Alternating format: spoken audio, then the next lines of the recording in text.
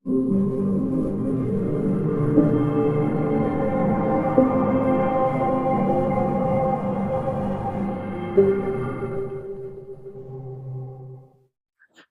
my dear friends and students. আজি মই ভিডিঅ'টোত ক্লাছ 10 মেথছৰ চেপ্টাৰ 14ৰ এক্সাৰসাইজ 14.3ৰ কুৱেশ্যন নম্বৰ 2 কৰাম। আৰু ছাত্ৰছাত্ৰীসকল তোমালোকে যদি এতিয়ালৈকে মোৰ চেনেলটো ছাবস্ক্ৰাইব কৰা নাই প্লিজ ছাবস্ক্ৰাইব কৰি লোৱা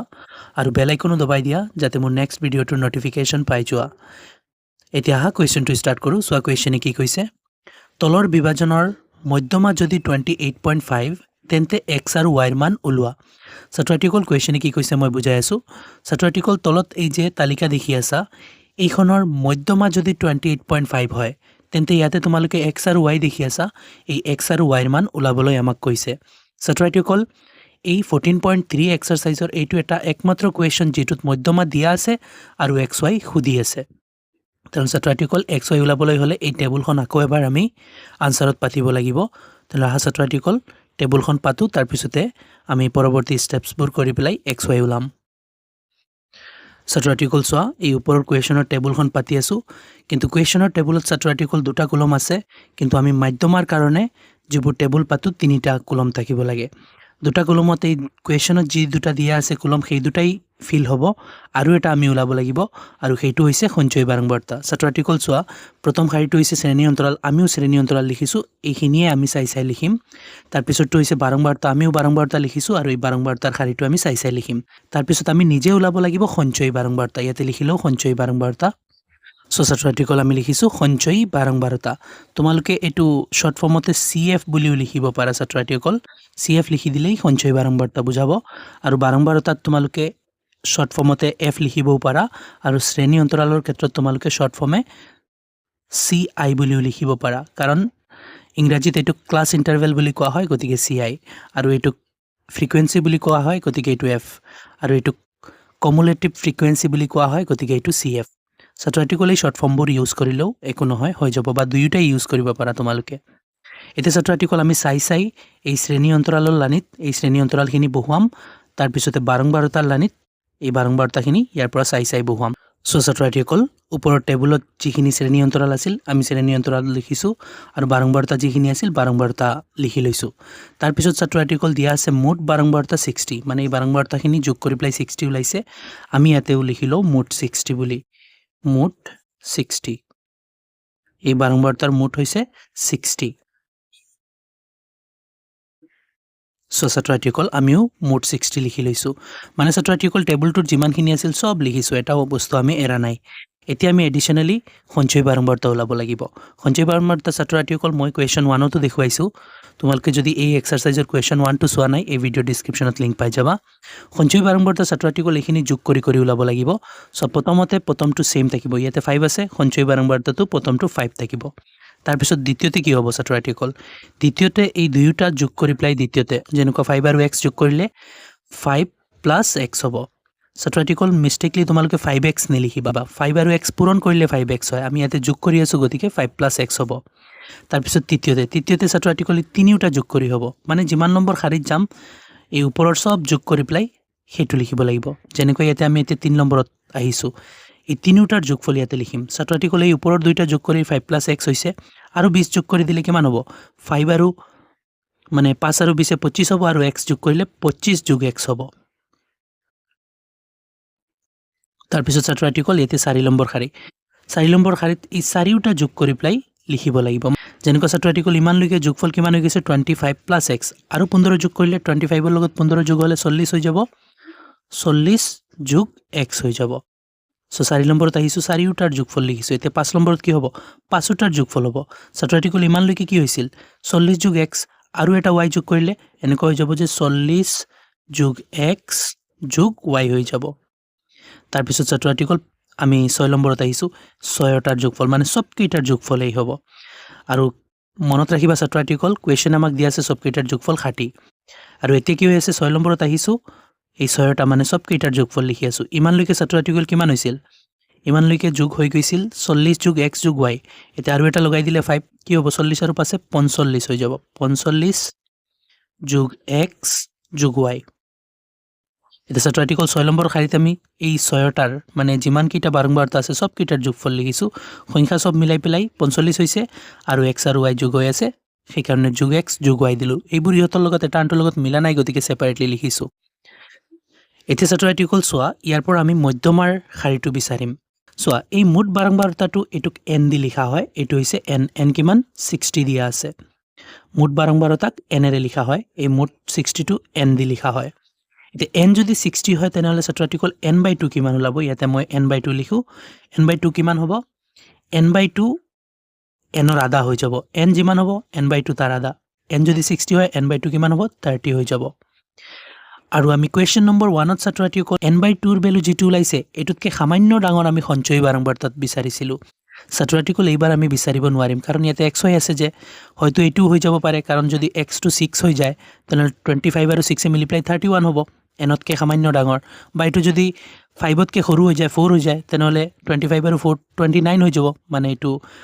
n/2 তকে সামান্য সৰু হৈ গৈছে এটো লব নোৱাৰিম এটো লব লাগিব মানে ছাত্ৰ ছাত্ৰীসকল এনেকুৱা আমি যদি কনফিউজনত যিকোনো এটা লও তেনেহলে অংক ঠিক নহব সেই কাৰণে ছাত্ৰ ছাত্ৰীসকল এই কোৱেশ্চনৰ কাৰণে পাৰ্সোনালি এই কোৱেশ্চনৰ কাৰণে আমি এটা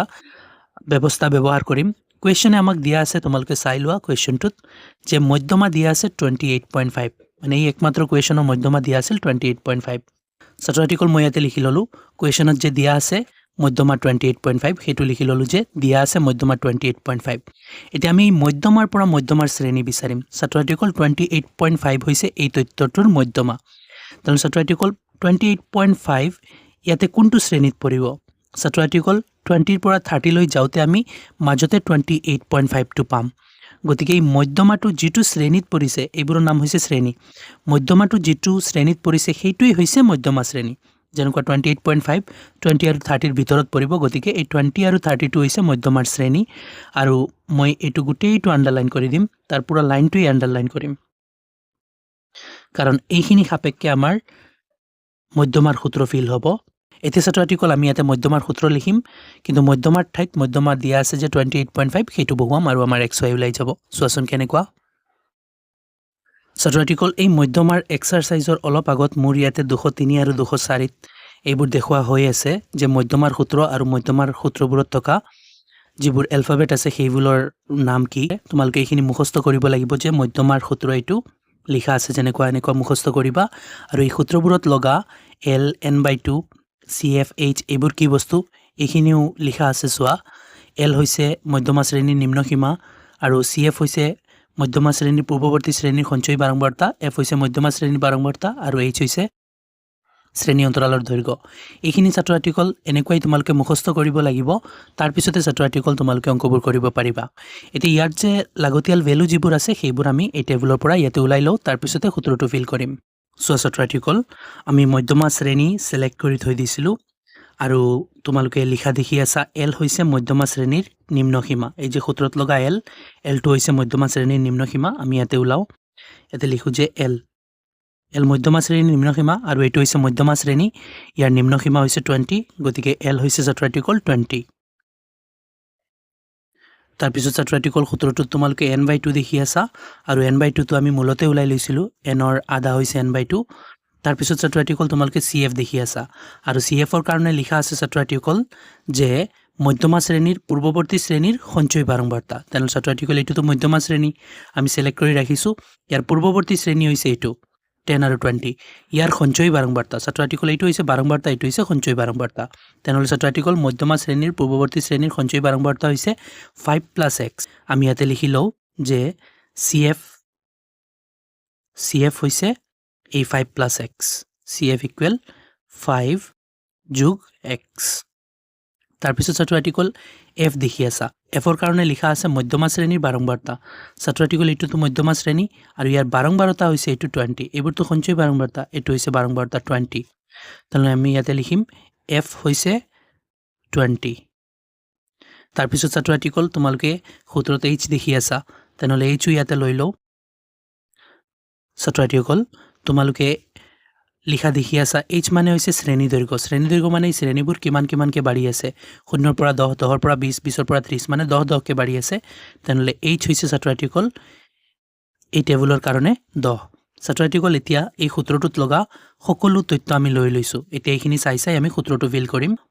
মধ্যমাটো আমাক দিয়া আছে মধ্যমা 28.5 গতিকে মধ্যমাৰ ঠাইত আমি মধ্যমা লিখি ল'ম 28.5 তাৰপিছত ছাত্ৰ ছাত্ৰীসকল ইয়াতে L আছে L কিমান ছাত্ৰ ছাত্ৰীসকল L হৈছে 20 তেনেহ'লে L ইয়াতে আমি 20 লিখি ল'ম তাৰপিছত প্লাছ ছাত্ৰ ছাত্ৰীসকল n/2 ব্ৰেকেট লিখো n/2 কিমান দিয়া আছে n/2 ওলাইছিল 30 n/2 ঠাইত আমি 30 লিখি দিম তাৰপিছত মাইনাছ CF হৈছে ছাত্ৰ ছাত্ৰীসকল 5 + x এতিয়া ছাত্ৰ ছাত্ৰীসকল চোৱা CF ৰ সন্মুখত মাইনাছ গতিকে CF ৰ যিমান ভ্যালু আছে সবৰ সন্মুখতো মাইনাছ হ'ব লাগে গতিকে 5 + x টো আমি ব্ৰেকেটত লিখিব লাগিব 5 + x সো CF ৰ সন্মুখত মাইনাছ আছিল এতিয়া CF ৰ যা ভ্যালু আছে সবৰ সন্মুখত মাইনাছ ডিভাইডেড বাই f আছিল আৰু f কিমান 20 তাৰপিছতে ইনটু h কিমান ছাত্ৰ ছাত্ৰীসকল h দিয়া আছে 10 গতিকে ইয়াতে 10 লিখি দিম এতিয়া ছাত্ৰ ছাত্ৰীসকল সূত্ৰটো ফিল হৈ গৈছে এতিয়া আমি ক্যালকুলেট কৰি যাম ইয়াৰ পৰা x আহি যাব কাৰণ ইয়াতে x দেখা গৈ আছে তাৰপিছতে আমি y কেনেকৈ ওলাম সেইটো আমি চিন্তা কৰি আছো ছাত্ৰ ছাত্ৰীসকল আমাৰ টাৰ্গেট হৈছে এতিয়া x থাকিব লাগে আৰু সব বস্তু ইফালে আহিব লাগে আৰু ক্যালকুলেট যিমান হ'ব পাৰে হ'ব লাগে তেনে প্ৰথমতে মই এই 20 টোক লৈ আহি আছো এই সেটত 28.5 আছে আৰু প্লাছৰ 20 এই পাৰত আহিলে -20 হৈ যাব ইকুৱেল সেই পাৰত কি থাকিল এইখিনি অলপ ক্যালকুলেট কৰি লিখিম সো 22 গুছি গল এই ব্ৰেকেটটো থাকিল ব্ৰেকেটৰ ভিতৰত চোৱা 30 আছে আৰু এই ব্ৰেকেটৰ সন্মুখত মাইনাছ আছে মাইনাছটো হিয়তৰ লগত মিলাই দিও মাইনাছে প্লাছ এইটো -5 হৈ যাব তাৰপিছত মাইনাছে প্লাছ এইটো -x হৈ যাব সো এই মাইনাছটো 5 আৰু x ৰ বাহিৰত আছিল মিলি গৈছে মিলিপ্লাই এনেকুৱা হৈছে আৰু তলত আছে ছাত্ৰ ছাত্ৰীসকল 20 আৰু বাহিৰত পূৰণ হৈ আছে 10 এতিয়া এই 20 আৰু এই 10 কাটিব পাৰিম কাৰণ পূৰণ হৈ আছে নহয় তলে ওপৰে হলে কাটাকুটি যায় শূন্য দি শূন্য কাটি দিছো এতিয়া ছাত্ৰ ছাত্ৰীসকল এই পাৰত চোৱা এইটো 28.5 মানে 28.5 ৰ পৰা 20 গলে 8.5 থাকিব নহয় 8.5 থাকিব মানে 28.5 ৰ পৰা 20 গলে 8.5 থাকিল আৰু সেই পাৰত চোৱা সেই পাৰত ওপৰত কি আছে ওপৰত ছাত্ৰ ছাত্ৰীসকল 30 ৰ পৰা 5 গৈ আছে 30 ৰ পৰা 5 গলে কিমান হ'ব 25 হৈ যাব আৰু তাৰ পিছতে মাইনাছৰ x আছে আৰু তলত কিমান আছে 2 আছে আৰু বাহিৰত কিমান 1 দি ছাত্ৰ ছাত্ৰীসকল এইখিনি পূৰণ কৰি এইখিনিয়ে পাইছো ধৰি লোৱা 1 দি এইখিনি পূৰণ কৰি এইখিনিয়ে আৰু এইখিনি ক্যালকুলেট কৰি এইখিনি মানে 1 পূৰণ হৈ থাকিলে একো নাই বুলি আমি ভাবো এতিয়া ছাত্ৰ ছাত্ৰীসকল আমি ক্ৰছ পূৰণ কৰিম ইকুৱেলৰ দুই পাৰে ভগ্নাংশ আছে এই পাৰতে তলতে একো নাই মানে 1 ধৰি প্লাই আৰু আমাৰ x লাগে x টোক এই পাৰত লৈ আহো লেফট সাইডত তেনেহলে ছাত্ৰ ছাত্ৰীসকল সেই সাইডৰ ওপৰ লৈ আছো 25 - x ক্ৰছ পূৰণত এটা সাইডৰ ওপৰ ললে আনটো সাইডৰ তল লও 25 - x 1 জাৰ 25 - x এই হ'ব আৰু ছাত্ৰ ছাত্ৰীসকল সেই পাৰৰ ওপৰ লৈছো এই পাৰৰ তল লৈছো এতিয়া সেই পাৰৰ তল আৰু এই পাৰৰ ওপৰ লম মানে এটা সাইডৰ ওপৰ ললে আনটো সাইডৰ তল লব লগা হয় এইটো সাইডৰ ওপৰ ললে সেইটো সাইডৰ তল ছাত্ৰ ছাত্ৰীসকল এইটো 8.5 মানে আমি আমাৰ ভাষাত ক'বলৈ গলে 8.5 দুগুণ কিমান হ'ব মানে 8.5 দুটাই 8.5 টকা 8.5 টকা কিমান হ'ব 8 টকা দুটাই 16 টকা আৰু 8 আনা দুটাই 1 টকা হ'ব মানে 17 টকা হৈ যাব মানে ছাত্ৰ ছাত্ৰীসকল 8.5 দুটাই 17 টকা হৈছে 8.5 টকা 8.5 টকা 17 টকা হৈছে এতিয়া আমাৰ লাগে x গতিকে আমি x টো ৰাখিম -x টো ৰাখিম আৰু সেই সাইডত কি আছে 17 আছে আৰু প্লাছৰ 25 সেই সাইডত গলে -25 হৈ যাব এতিয়া আমি আকৌ ক্যালকুলেট কৰিম ছাত্ৰ ছাত্ৰীসকল -x এই পাৰত আছে আৰু সেই পাৰত চোৱা এটা প্লাছ এটা মাইনাছ কমিব তেনেহলে কেনেকুৱা কমিব ডাঙৰ পৰা সৰু কমিব 25 ৰ পৰা 17 গলে কিমান থাকিব 8 থাকিব 8 টো লিখি দিলো আৰু ডাঙৰটো সন্মুখত মাইনাছ গতিকে এইটো -8 হ'ব এতিয়া ছাত্ৰ ছাত্ৰীসকল দুই পাৰে মাইনাছ পাই মই কাটি দিলো কি ওলাই গল আমাৰ x ওলাই গল 8 এতিয়া ছাত্ৰ ছাত্ৰীসকল কোৱেশ্যনে কৈছিল x আৰু y দুইটা ওলাবলৈ আমিতো x পাইছো এতিয়া y ওলাম ছাত্ৰ ছাত্ৰীসকল আমি এটা বস্তু জানো যে মোট বাৰম্বাৰতা আৰু সঞ্চয় বাৰম্বাৰতা লাষ্টৰটো ইকুৱেল হয় মানে কেনেকুৱা হয় চোৱা তোমালোকে এনেই আইডিয়া লগালে বুজিবা যে হয় এইটো সঁচাকে যে এইটো আৰু এইটো ইকুৱেল হয় কেনেকুৱা চোৱা আমাক কোৱেশ্যনে কৈছে মোট বাৰম্বাৰতা মানে এই বাৰম্বাৰতা টোটাল কৰি প্লাই 60 হৈছে আৰু ইয়াতে আমি কি লিখো ছাত্ৰ ছাত্ৰীসকল এই সঞ্চয় বাৰম্বাৰতাবোৰ আমি যোগ কৰি লিখো যেতিয়া আমি লাষ্টত আহো এই সব কেইটাৰ যোগফল আমি ইয়াতে লিখো তেনেহলে ছাত্ৰ ছাত্ৰীসকল সব কেইটাৰ যোগফল যদি 60 হয় আৰু ইয়াতো সব কেইটাৰ যোগফল হয় তেনেহলে এই দুইটা 60 হ'ব লাগে গতিকে ছাত্ৰ ছাত্ৰীসকল এটো সদায় মনত ৰাখিবা যে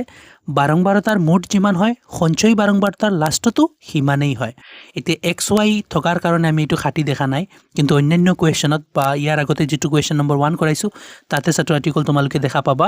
মোট বাৰম্বাৰতা যিমান সঞ্চয় বাৰম্বাৰতা লাষ্টতো সিমান আৰু এটো চিৰ সত্য হয় তেনেহ'লে এইটো আমি ইয়াতে ব্যৱহাৰ কৰি পেলাই y ওলাব পাৰিম তেনেহ'লে ইয়াতে লিখোঁ যে আমি জানো যে 45 প্লাছ x প্লাছ y মিলি পেলাই যিমান হ'ব 60 হ'ব সো ছাত্ৰ আৰ্টিকল লিখিলোঁ আমি জানো যে কি জানো এইখিনি ইকুৱেল 60 এয়া লিখিছোঁ 45 প্লাছ x প্লাছ y এয়া ইকুৱেল 60 এতিয়া ছাত্ৰ আৰ্টিকল ইয়াতে আমি xৰ ভ্যালু যে পাইছোঁ xৰ ভ্যালুটো বহুৱাই দিম আৰু y ওলাই যাব সো ছাত্ৰ আৰ্টিকল 45ৰ 45 টো লিখিলোঁ তাৰপিছত প্লাছ